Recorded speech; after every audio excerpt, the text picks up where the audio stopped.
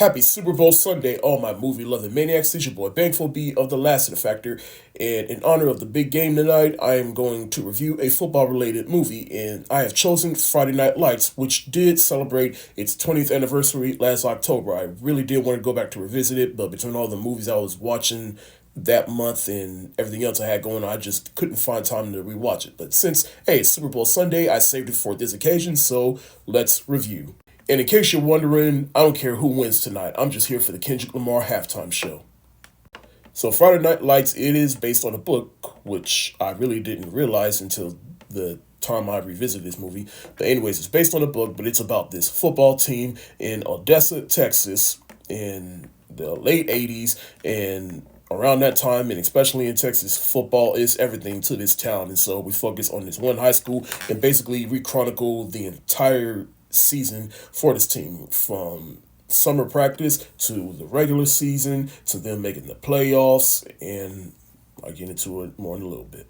Now, I did remember watching this movie back in the day, and the one thing that always stood out to me about this movie was the ending, in which they made it to the playoffs, they made it to a championship, and they lost.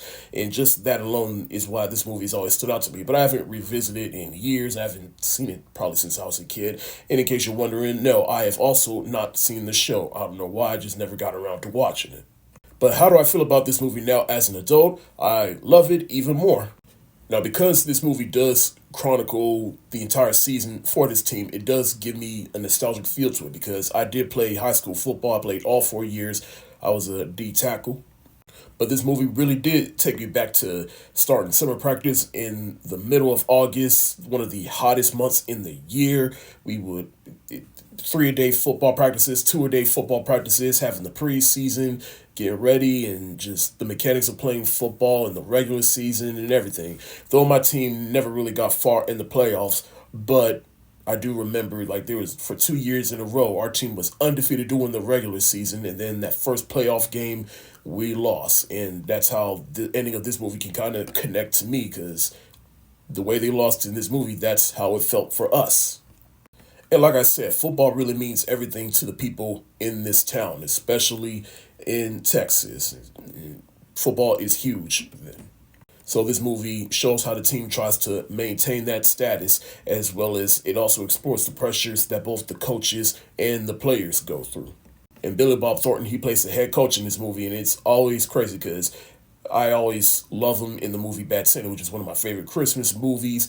And then also, and of course, I'm aware that he can be a good dramatic actor as well. But it's just, most of the time I always watch him in that movie and then see him in here, and it's like whiplash, just seeing him be a complete one of the worst people in the world in Bad Santa, and then see him play a more serious person here. It's like, holy shit, he really is a diverse actor.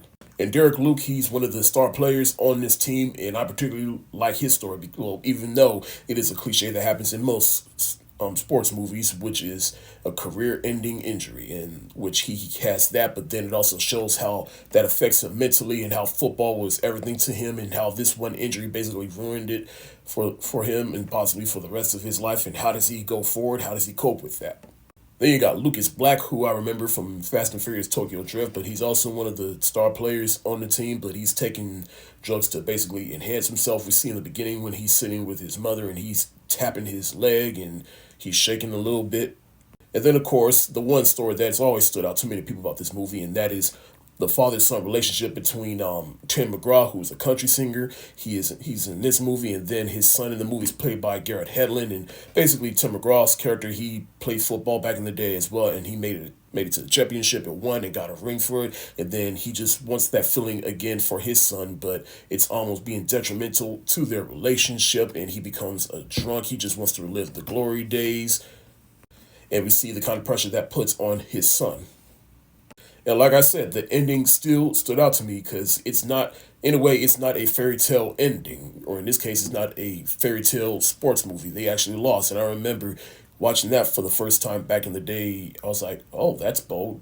They lost. They made it to the championship, but they lost. That's pretty new. And then I even like the movie's epilogue, in which it's all the players basically clearing out their lockers and saying goodbye to the field and the lights. And we even see Derek Luke's character get ready for Christmas, because around that time, that's when Christmas is around the corner, which is the very end of the football season. And then we see Billy Bob Thornton as the coach getting ready for next year. If you're a football lover or if you've played high school football, you can definitely relate to this movie. This movie is a fan for football lovers. But even still, I think casual audiences can still appreciate this movie.